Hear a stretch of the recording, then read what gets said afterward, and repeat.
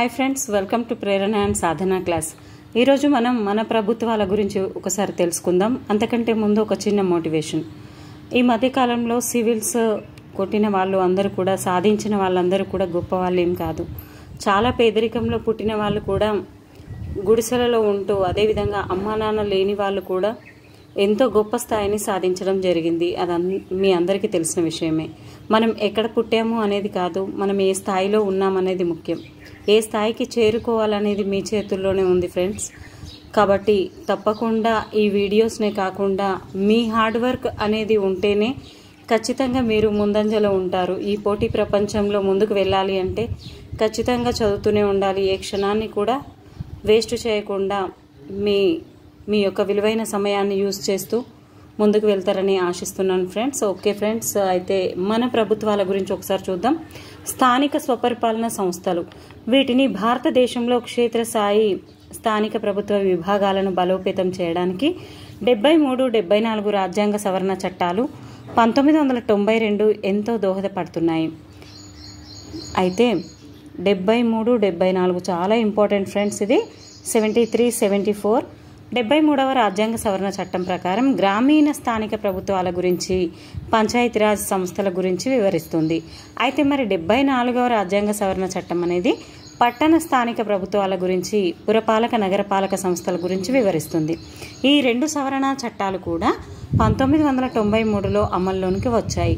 ఈ సవరణలు క్షేత్రస్థాయిలో రాజకీయ పరిపాలన వికేంద్రీకరణ ద్వారా ప్రజలకు రాజ్యాంగపరమైన రక్షణలు కలిగించి భారత ప్రజాస్వామ్యాన్ని బలోపేతం చేయడంలో మైలురాళ్లని చెప్పవచ్చు. గ్రామీణ పంచాయతీరాజ్ సంస్థలు 73వ రాజ్యాంగ సవరణ చట్టం గురించి తెలుసుకుందాం. మరి 73వ రాజ్యాంగ సవరణ చట్టం ప్రధాన లక్ష్యం పంచాయతీరాజ్ సంస్థలకు నిర్దిష్టత, అవిచ్ఛిన్నత, పటిష్టత వంటి మౌలికమైన ప్రధాన లక్షణాలను రాజ్యాంగం ద్వారా గుర్తించడం. మరి రాజ్యాంగం 73వ రాజ్యాంగ చట్టం 1992 ఏప్రిల్ 24, 1993 నాడు అమల్లోనికి వచ్చింది. పంచాయతీలు ద పంచాయత్ అనే ఒక ప్రధాన శీర్షికతో 243, 243A నుండి 243O అనే ప్రకరణలతో ఈ రాజ్యాంగ సవరణ చట్టం అనేది ఏఓ అని గుర్తుపెట్టుకోండి. భారత రాజ్యాంగంలో 9వ భాగంలో చేర్చింది. ఇది 9వ భాగాన్ని చేర్చింది. పంచాయతీల అంటే 9వ భాగం అంటే మనకి రాజ్యాంగం ఏర్పడినప్పుడు కేవలం 8 భాగాలే ఉన్నాయని గుర్తుపెట్టుకోండి. ఇప్పుడు ప్రెజెంట్ 9వ భాగంలో దీన్ని చేర్చడం జరిగింది. పంచాయతీల అధికారం, బాధ్యతలు, కార్యకలాపాల ఈ సవరణ చట్టం 11వ షెడ్యూల్ ద్వారా రాజ్యాంగంలో చేర్చింది. అయితే పంచాయతీరాజ్ సంస్థలకు ఈ చట్టం ప్రత్యేకమైన రాజ్యాంగపరమైన హోదాను ఇచ్చింది. తద్వారా పంచాయతీరాజ్ సంస్థలకు న్యాయ రక్షణ ఏర్పడింది. ఈ కారణంగా రాష్ట్ర ప్రభుత్వాలకు ఈ చట్ట నిబంధనలను అనుసరించి నూతన పంచాయతీరాజ్ సంస్థలను నిర్వహించాలని రాజ్యాంగపరమైన బాధ్యత అనేది ఏర్పడింది. అయితే ఇది 73వ రాజ్యాంగ సవరణ ద్వారా 1992 మరి ప్రధాన అంశాలు ఏమున్నాయి? గ్రామ స్థాయిలో, మాధ్యమిక స్థాయిలో, జిల్లా స్థాయిలో ఉన్న 3 అంచెల పాలన గల పంచాయతీరాజ్ సంస్థలకు ఈ చట్టం వ్యవస్థీకరించింది.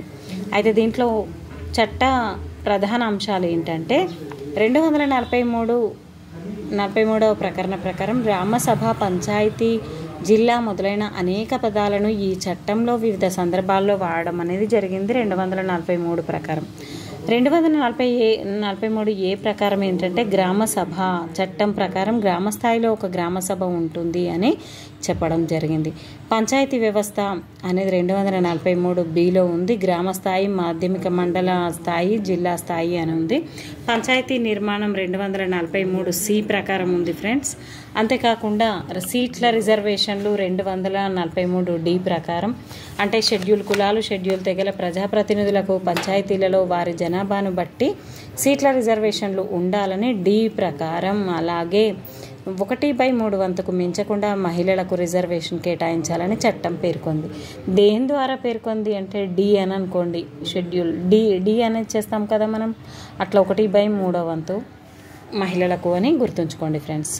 పంచాయతీల కాల పరిమితి 243 ఈ ప్రకారం. ఇయర్ అని అంటాం కదా, YEAR ఇయర్.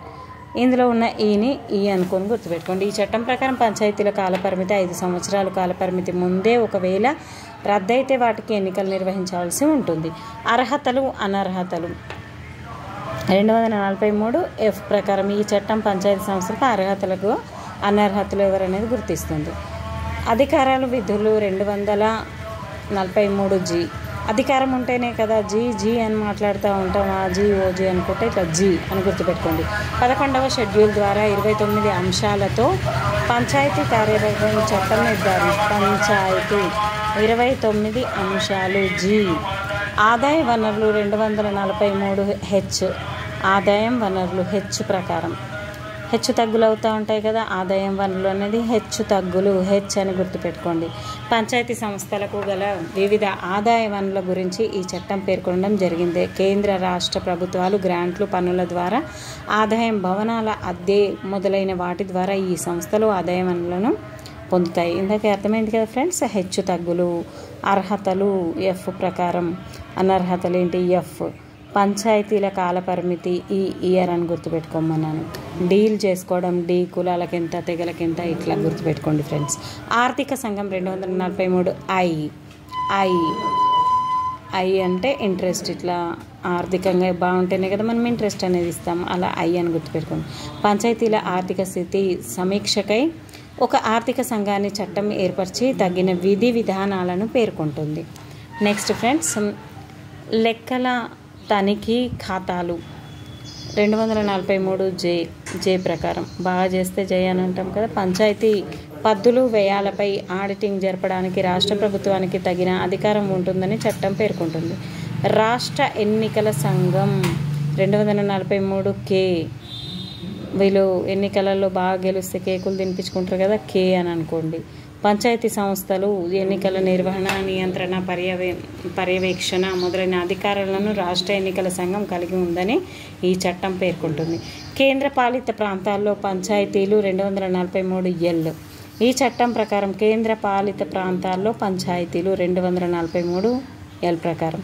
ఈ చట్టం ప్రకారం కేంద్రపాలిత ప్రాంతాల్లో పంచాయతీల ఏర్పాటు, రద్దులకు సంబంధించిన వ్యవహారాలు మొదలైన రాష్ట్రపతి ఆదేశాల ప్రకారం ఉంటాయి. ఇప్పుడు మొత్తం ప్రజెంట్ కేంద్రపాలిత ప్రాంతాలు మొత్తం 8 ఫ్రెండ్స్. లడాక్, జమ్మూ కాశ్మీర్, దాద్రా నగర్ హవేలీ, డయ్యూ డామన్, అదేవిధంగా మిగతా అండమాన్ అండ్ నికోబార్, లక్షద్వీప్, మిగతావి కూడా ఒకసారి చూసుకోండి ఫ్రెండ్స్. షెడ్యూలు చండీగఢ్ అలాగే ఢిల్లీ అనేటివి ఉన్నాయి. కొన్ని ప్రాంతాల మినహాయింపు 243 ఎం ప్రకారం షెడ్యూల్ ప్రాంతాల పురపాలక మండళ్లు ఉన్న రాష్ట్రాల్లో పంచాయతీరాజ్ సంస్థల ఏర్పాటుకు కొన్ని మినహాయింపులు ఉంటాయని ఎం చెప్తుంది. కొన్ని చట్టాల కొనసాగింపు ఎన్ ప్రకారం ఎన్ ఇది 243 ఎం ప్రకారం. న్యాయస్థానాల జోక్యం లేదు, చాలా ఇంపార్టెంట్. జీరో అంటే జీరో ఉంది కాబట్టి జోక్యం లేదు అని గుర్తుపెట్టుకోండి. జీరో అంటే పంచాయతీకి సంబంధించిన శాసనాల ఔచిత్యం, ఎన్నికల వ్యవహారాలు మొదలైనవి ప్రశ్నిస్తూ ఎలాంటి దావాలను కూడా న్యాయస్థానంలో దాఖలు చేయరాదని చట్టం పేర్కొంటుంది. పంచాయతీల అధికారాలు, హక్కులు, బాధ్యతలు 73వ రాజ్యాంగ సవరణ చట్టం 1992 రాజ్యాంగంలో 243 జీ ప్రకరణ ద్వారా 11వ షెడ్యూల్ను చేర్చింది.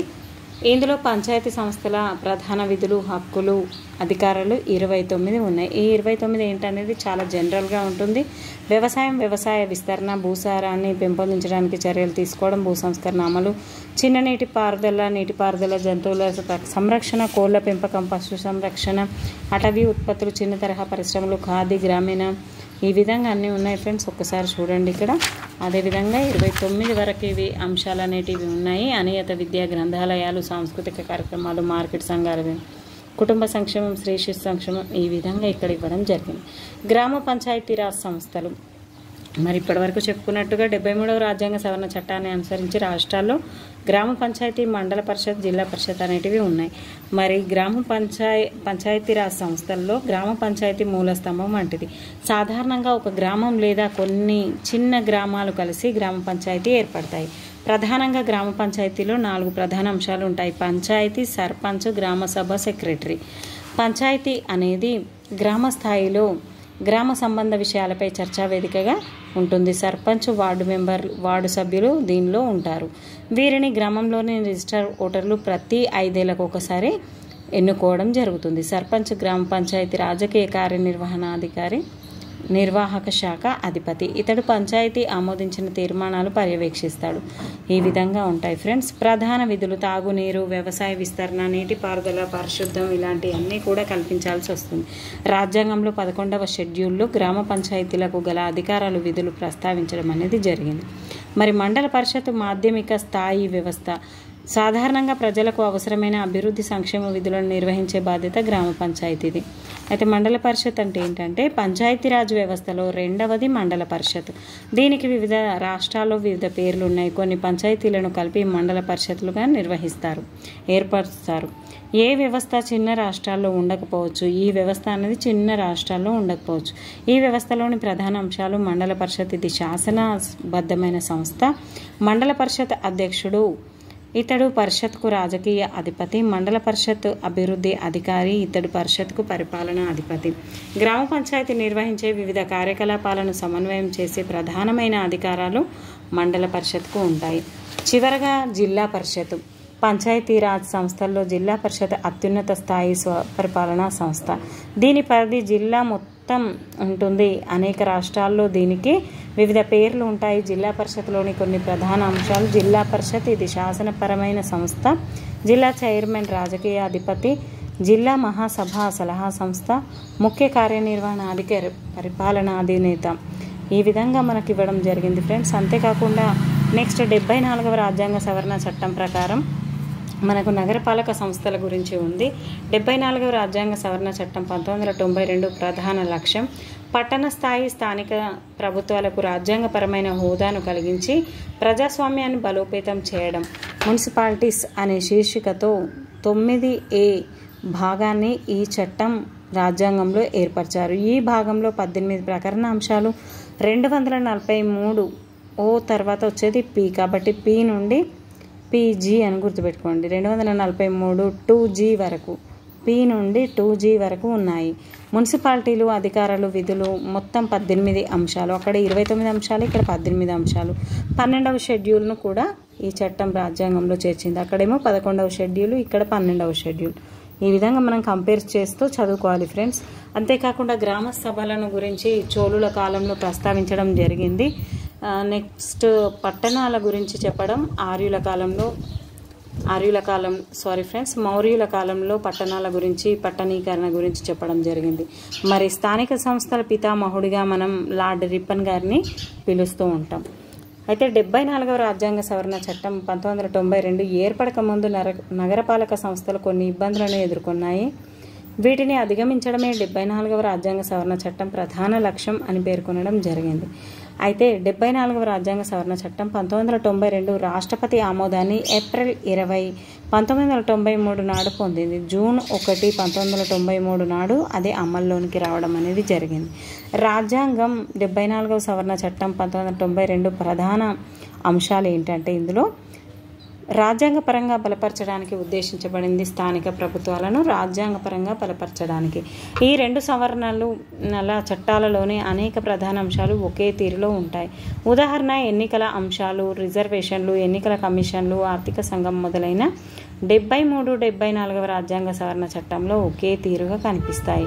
74వ రాజ్యాంగ సవరణ చట్టం ప్రకారం రాజ్యాంగంలో 9A భాగం చేర్చబడినదని, ఇందులో 243 1P నుండి 243 2F ప్రకరణలు ఉన్నాయని, ఈ భాగం మున్సిపాలిటీస్ అనే శీర్షిక ద్వారా వివిధ పట్టణ స్థానిక సంస్థల గురించి వివరిస్తుంది. ఇందులో 243P ప్రకరణలో చట్టంలో ఉపయోగించబడిన అనేక పదాలకు నిర్వచనాలు అనేటివి ఉంటాయి ఫ్రెండ్స్.